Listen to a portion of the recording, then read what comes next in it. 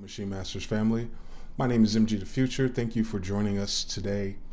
Today I have a tutorial, sort of like type beats, but more so is going to be a technique type thing, especially utilizing FL Studio for Mac.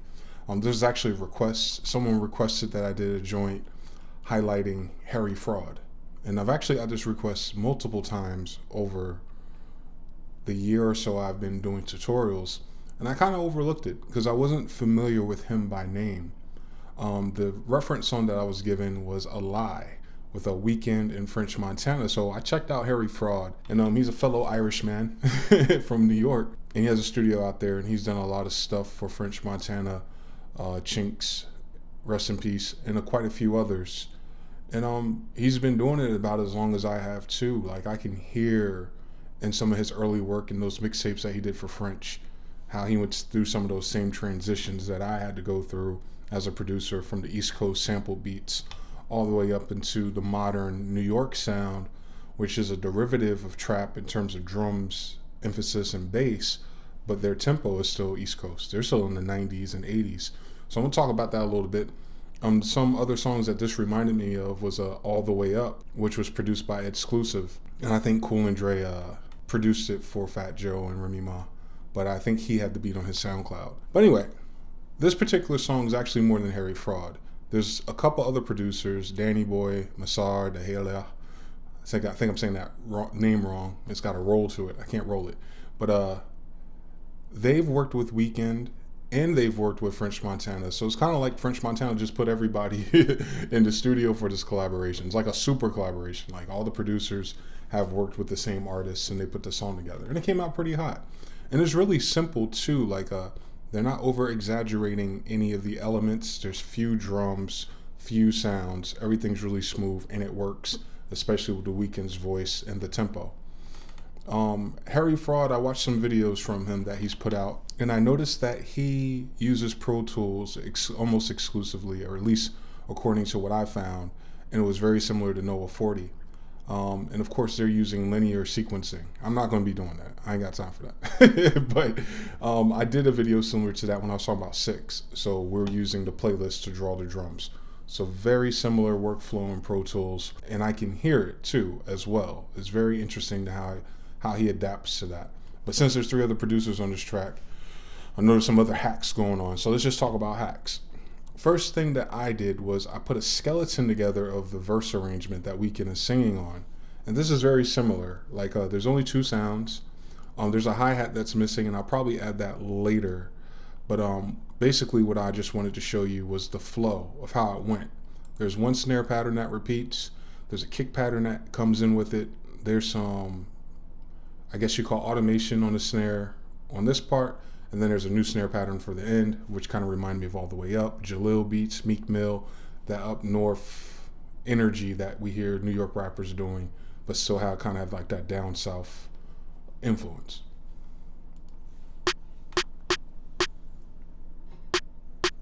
And all through this, there's an EP, kind of like a vocal synth, and this lead that's repeating. And the bass is old school too. It's like the old school hip hop. It's like a boom, boom, boom. It's real simple stuff, but it works because of the energy of it.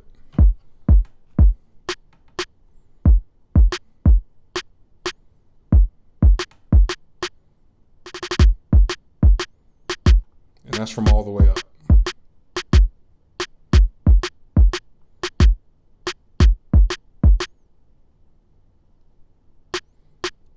And the hook comes in, and it's this section here with the hi-hats.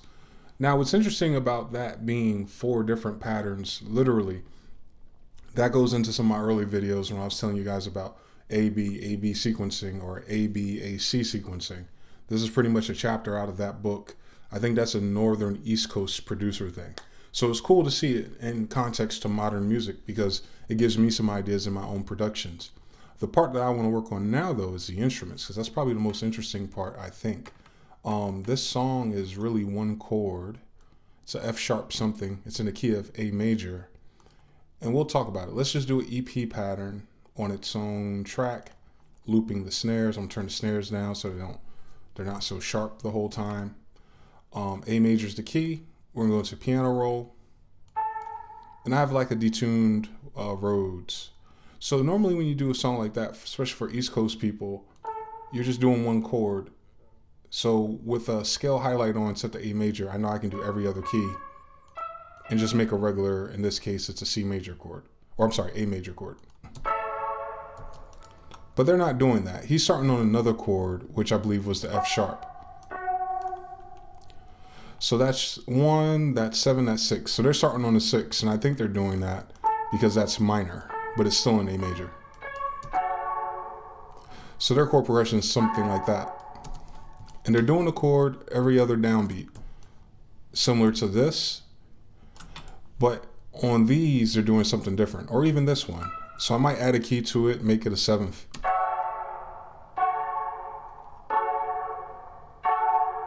Or I might do this instead. I might just drop the top on it.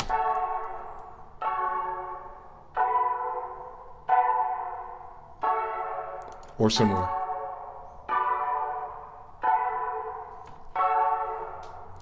I would do that. And that's really fast. When you think about like scale highlight and stuff, you get used to the patterns of chords. Similar to what they try to get us to do with the Ableton Push and Maschine, like the muscle memory of what chords are. With me, it's visual. I'm completely visual, and I have that in common with Harry Fraud. But anyway, once you have chords you like, and I'm trying to keep them consistent so the bass could be consistent and the lead could be consistent. So I'm going to highlight these. I'm going to strum them because that's just my swag right now. Give it some velocity, switch how much of a strum it is. Let's see what we got.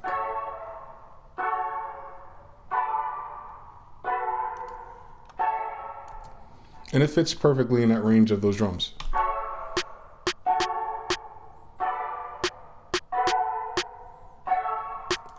Cool. The next thing is the voice. I'm using initial audio for this particular part. Everyone kind of is realizing that voice is such an intricate part of production. Voice and effects has been a staple in Timberland stuff, the Neptune stuff a lot of the times. In that case, it's Pharrell's voice. You hear it a lot. It's a built-in ad-lib to the production. The bigger songs highlight vowels of voice and just voice in general.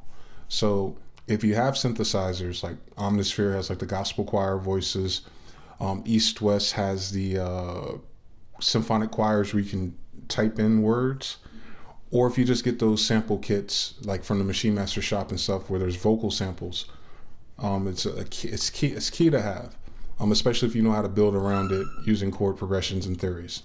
So I'm going to try to follow this chord all the way through.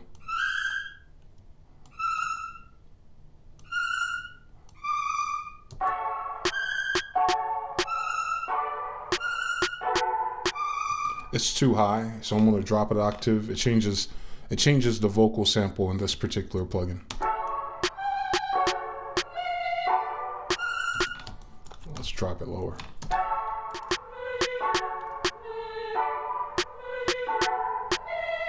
I'm going to drown that out and kind of show you guys that party next door, trap next door effect, because a lot of people have been asking me about that.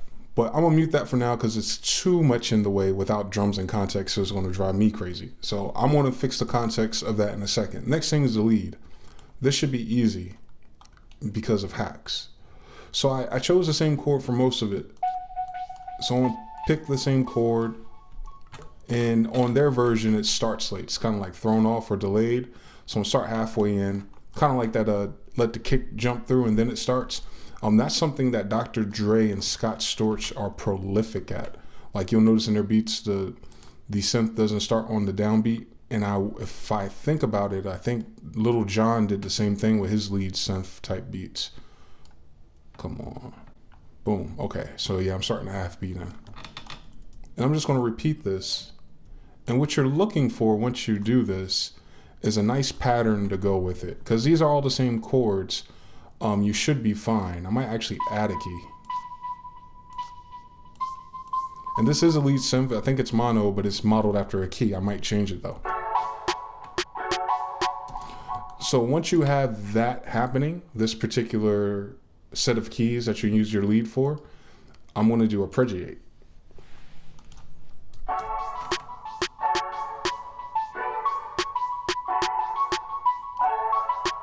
It's too easy, right? Don't tell no one I taught y'all that. But anyway, it's arpeggiator. That's the pattern I'm using, 1, 2, 3 filter. And you can time multiply it.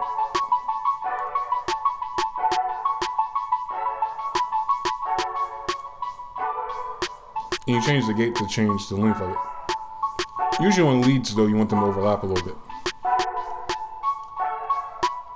Time is better.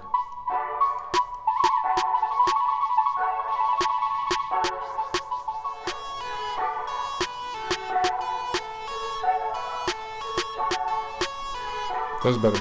I'm following the lead now. And I need to break up the monotony of that. It might be too high, so I'm gonna drop it.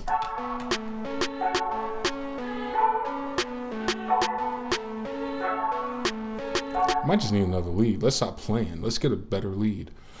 Who's a better lead? Omnisphere, duh. Omnisphere, no question.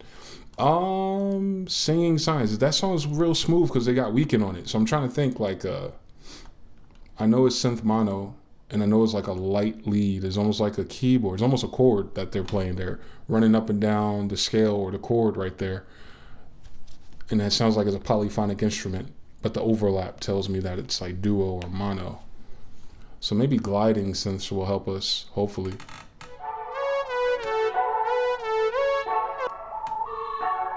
The C minus.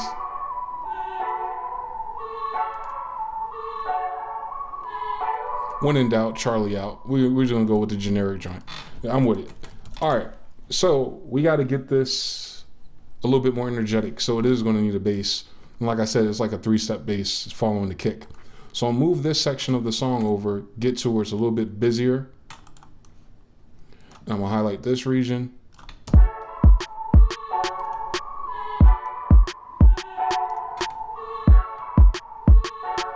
So I need dope bass. And it's not an 808, it's really a sub bass. And I like that change that New York is trying to keep its identity by not using all of the South sounds. Like, it wasn't 808 at all. It was a sub bass that was really deep. And Omnisphere has plenty of them. All of our synths have them. You just got to find them. And sometimes they're hard to find. Sine bass is going to be the trick.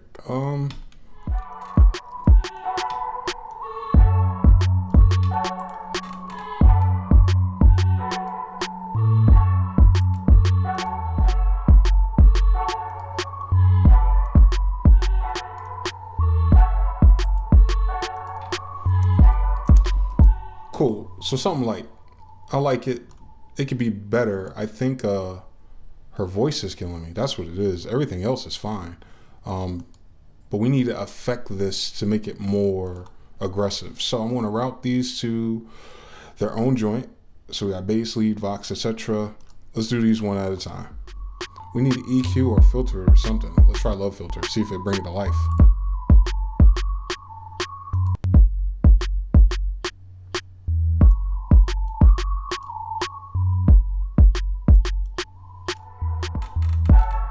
And then the EP, you don't have to do too much to it because theirs is a high register.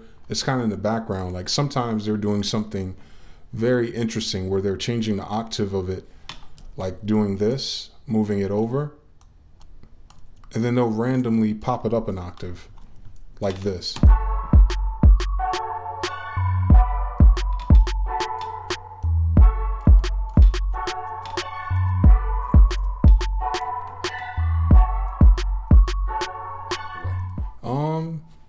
Trying to think, Trash might do it because we could distort it and put it in that realm. So what else we got? What else can we darken it up? We probably use GoodHertz to darken it up, the wow control, because this is a tape saturation emulation plugin.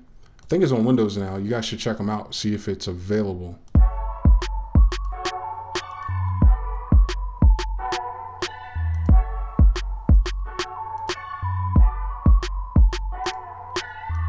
And just blend it. Now the voice was a little bit apparent to me that there's a multi-delay or something going on. So we're gonna do two things. We're gonna delay it, we're gonna filter it, and then we're gonna pan it. So I'm gonna try delay bank first, go through some of the presets to see if we get something that's not crazy.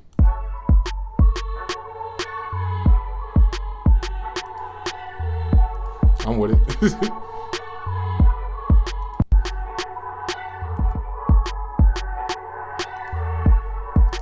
Let's solve that. I like that. I like the intermittent part about that sound. So let me record it into Edison. And hopefully my FL Beta will be crashing when I use Edison. But I want to try to catch this out of its element, like so I can chop it up. So let me go here real quick. Let me record it. Let's see what happens. Only need a piece of that. And I need the part, the delay still going, that's crazy. So do it right here. So we loop this whole range. Let me try to go 4 back maybe. All right, we get it. It's a forever delay.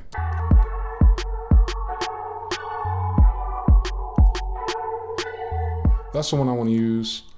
You can use whatever part you like. Just hopefully that technique of sampling a delay and a filter gives you context. Now what I could do is send this to a mixer channel, and you could play with the pitch on this one and go back and forth really, because we can go here and just do like pitch down.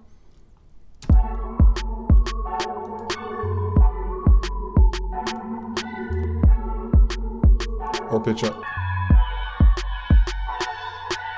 And then I want to move it to kind of create some of that space element. So you can use any auto panner, LFL2, whatever you want. I like tremolos because it's straight to the point. Stereo, slow auto pan. Let's get it.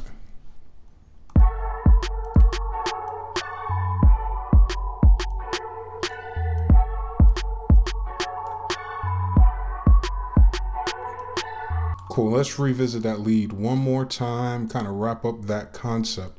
I like the lead, but I'm not a fan now that I got the elements that I want. When FL does an arpeggiation, it groups everything together, so you can't just delete one note one at a time. And you'll notice this when it's blue. Like some of the notes will delete together. To undo that behavior, once you do the ARP, you want to go to here to group and do ungroup. And this way you can move them individually without affecting the other notes affected. So let's try that ARP one more time. I'm going to see what keys are in common, which is most of these. I'm going to try to draw it straight across and see if we get a different result, and then ARP it that way.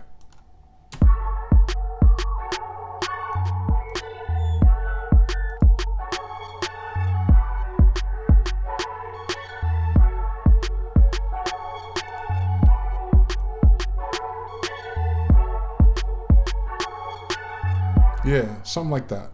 So I'm gonna save it. Now what we gotta do is we gotta bust it down.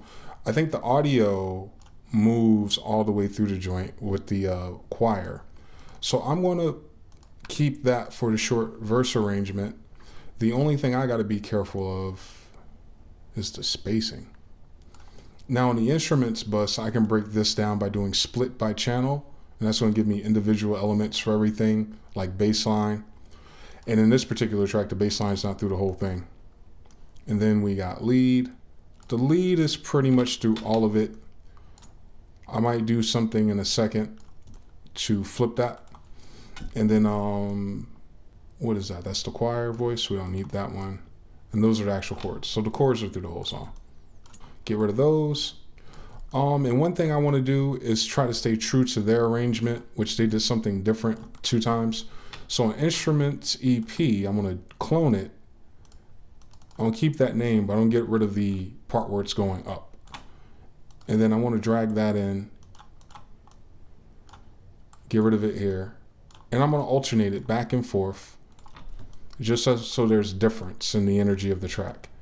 So it's just the same chord doubled up an octave, but we're just getting rid of it. We're getting it out of there for the sake of keeping the ear candy or keeping the interest going. The bass is in there most of the time. There's a part where there's no bass. I think it's usually when the snare breakdowns, there's no bass. So the bass is just going to be the middle of the verse. The lead, they do something really slick. They speed it up. So I'm going to go ahead and clone it. Go to lead number 2 and kind of play this real quick in pattern mode.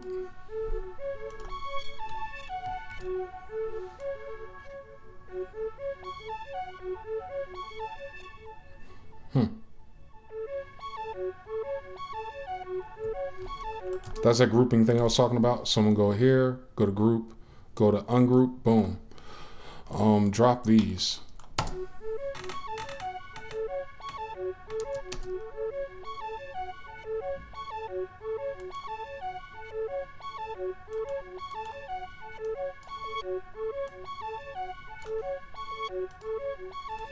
And there's a part where it's breaking down where I can manipulate that at the end. So let's go ahead and play it together. Let's see what we got.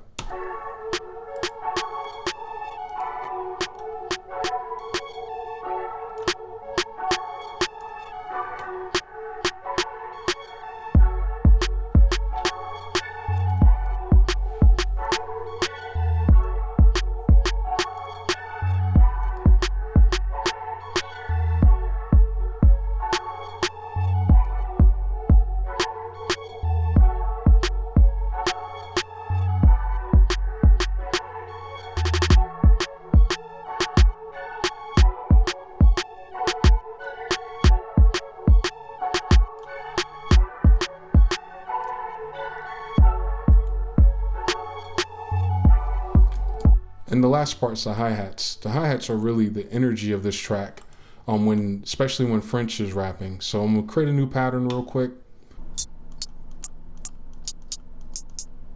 Something like that.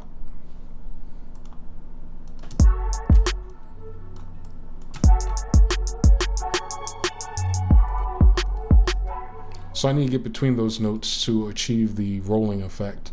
So I think that's half a step. Yeah.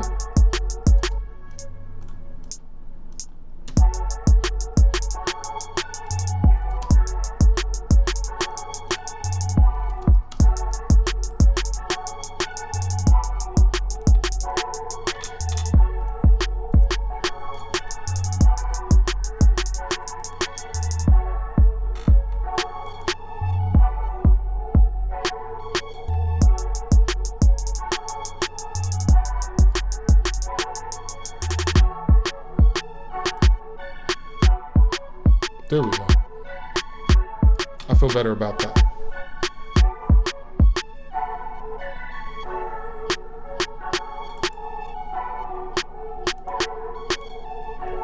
And I like the geometry of arrangements, so I'm just have it every once in a while.